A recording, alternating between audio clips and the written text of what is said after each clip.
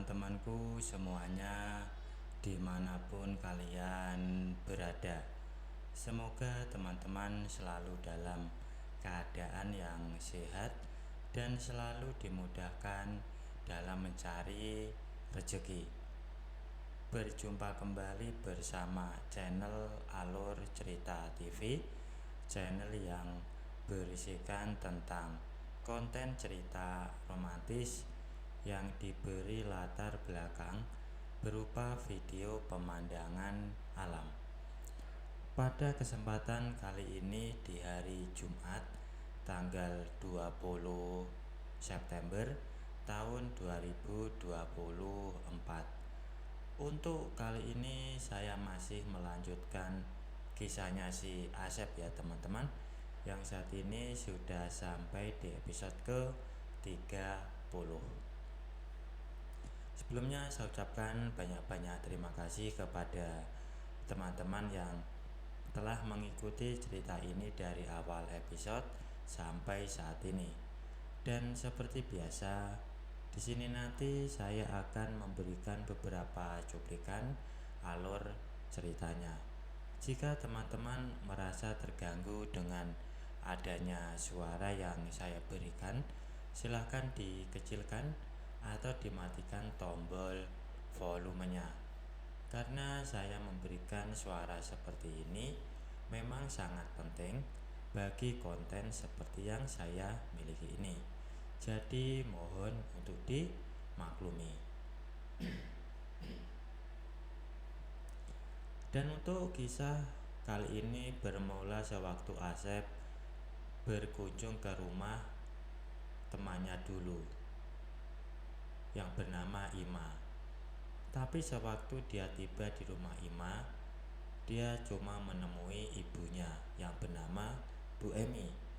Karena Ima sedang berada di luar kota, sedang menghadiri pernikahan saudaranya.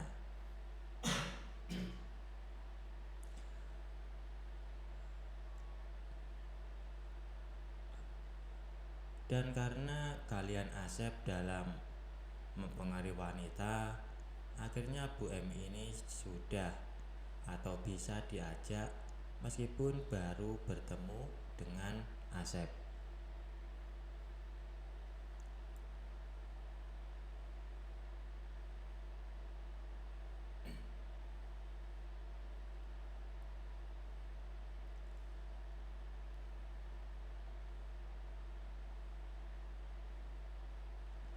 Dan setelah acara indah itu selesai, tak lama kemudian sedan hitam Asep sudah dijalankan ke arah pegunungan, berlawanan arah dengan menuju kota.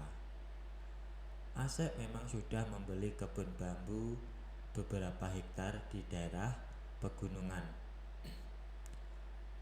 Tanah seluas itu ditanami bambu semua. Pohon kayu rasa mala hanya dibiarkan tumbuh beberapa pohon untuk memperkuat struktur tanah supaya tidak longsor. Rencananya tidak muluk-muluk dengan membeli kebun bambu yang sudah seperti hutan itu saking banyaknya rumpun bambu di tanah yang sudah dia beli itu.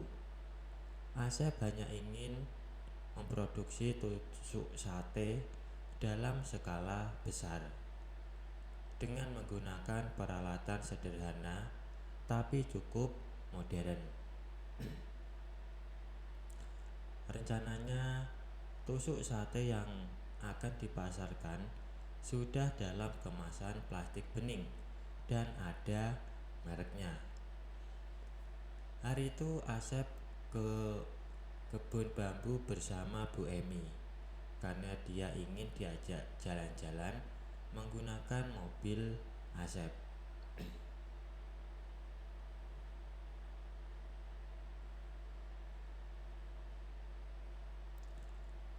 Dan setibanya di daerah kebun bambu yang luasnya berhektar-hektar itu, Asep tidak mempedulikan kebun bambunya karena keinginannya sudah meningkat. Akhirnya dia pun mengajak Bu Emi menuju pohon rasa mala yang usianya sudah 10 tahunan. Pohon yang besar dan cocok untuk menjadi sandaran Bu Emi.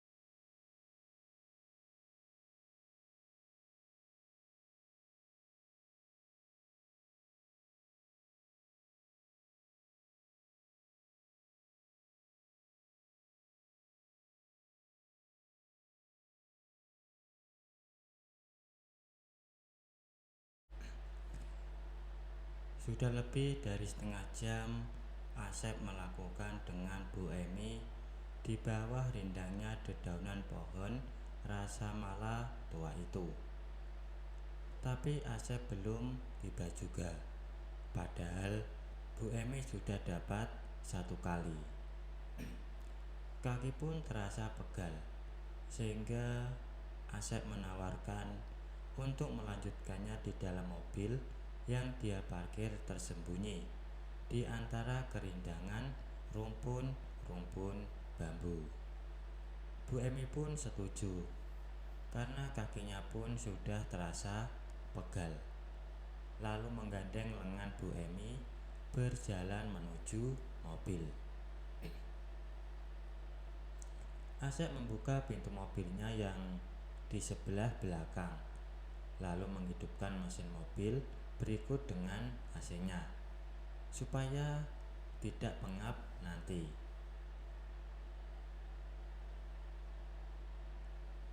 Di set belakang yang cukup lebar karena mobilnya build up Eropa, Asep pun melanjutkan lagi acara indah tersebut. Lebih dari seperempat jam Asep melakukan di dalam mobil itu, sampai akhirnya ketika Bu Emi tiba, Asep pun segera menyusul. Beberapa saat kemudian sedan hitamnya sudah meluncur di jalan aspal untuk kembali ke rumah Bu Emi yang letaknya di kampung Asep juga. Dan setibanya di rumah Bu Emi, Asep memberikan seikat uang 100 ribuan. Tapi Bu Emi pun tidak mau menerima itu, karena dia bukan wanita seperti itu.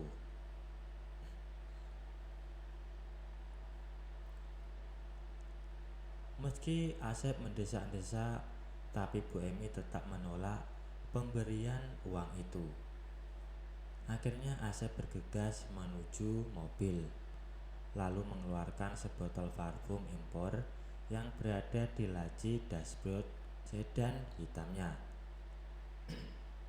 Lalu menghampiri Bu Emi lagi sambil memperlihatkan parfum yang masih ada di dalam kotaknya tersebut. Dan akhirnya Bu Emi pun mau menerima parfum itu. Memang tadi Asep yang bersalah. Banyak perempuan tak mau menerima duit sehabis melakukan hal itu. Bahkan banyak pula yang sangat tersinggung karena mereka diperlakukan seperti itu. Ketika Asep pamitan mau pulang, Bu Emi pun memeluknya. Dan kemudian dia berbisik bahwasanya kapanpun Asep mau, tinggal menghubungi Bu Emi saja. Kemudian Asep meninggalkan rumah Bu Emi, meninggalkan kampungnya, tanpa menginjak rumah yang katanya sudah direnovasi oleh Ceimas itu. Memang Asep merasakan sesuatu yang lain dari biasanya, bahwa Bu Emi itu sosok yang mengesankan. Dan 3 hari kemudian, ketika Asep baru tiba di hotel, tiba-tiba handphonenya berdering. Dan setelah dilihat, ternyata itu adalah Ima, sahabatnya dulu.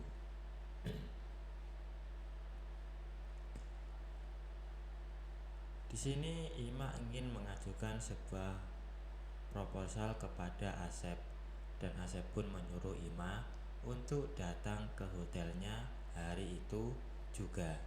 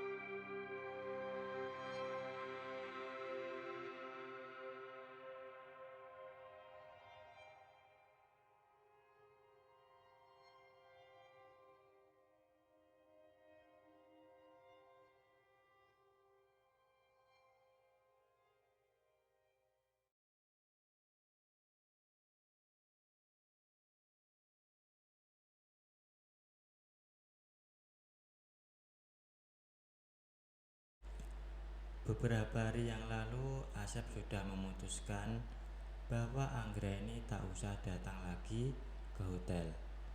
Dia boleh mempelajari buku-buku manajemen, perhotelan, dan leadership di rumah saja. Tapi dia tetap mendapat gaji setiap bulan. Setelah hotel baru itu selesai dibangun, barulah Anggraini akan menepati jabatannya yang belum ditentukan. Pokoknya jabatan Anggraini nanti jabatan yang tidak sembarangan. Lebih dari semua itu, Anggraini telah dibelikan sebuah mobil baru yang tidak mahal harganya. Semua itu Asep putuskan karena dia merasa kasihan padanya. Setiap hari harus datang ke hotel tanpa jabatan apa-apa. Mungkin saja dia merasa rendah hati karena tiap hari datang untuk mempelajari buku-buku itu di ruang kerja Asep, sementara karyawannya pada sibuk semua. Dengan keputusan itu, Asep merasa lega dan berharap perasaan Anggraini tidak tersiksa lagi. Di balik semua itu, Asep merasa leluasa kalau punya target yang akan dia ajak di hotel tersebut, tanpa perasaan takut ketahuan oleh Anggraini. Sebenarnya bukan takut, tapi semata-mata ingin menjaga perasaan Anggraini yang terasa sudah sangat mencintai Asep. Baik teman-teman, mungkin untuk cuplikan ceritanya saya akhiri sampai di sini ya. Kalau ada salah pengucapan maupun penulisan, saya minta maaf yang sebesar-besarnya. Semoga teman-teman dapat terhibur dengan cerita yang kali ini saya sajikan, dan nantikan kelanjutan ceritanya hanya di lain kesempatan. Saya ucapkan selamat beraktivitas ya, dan terima kasih.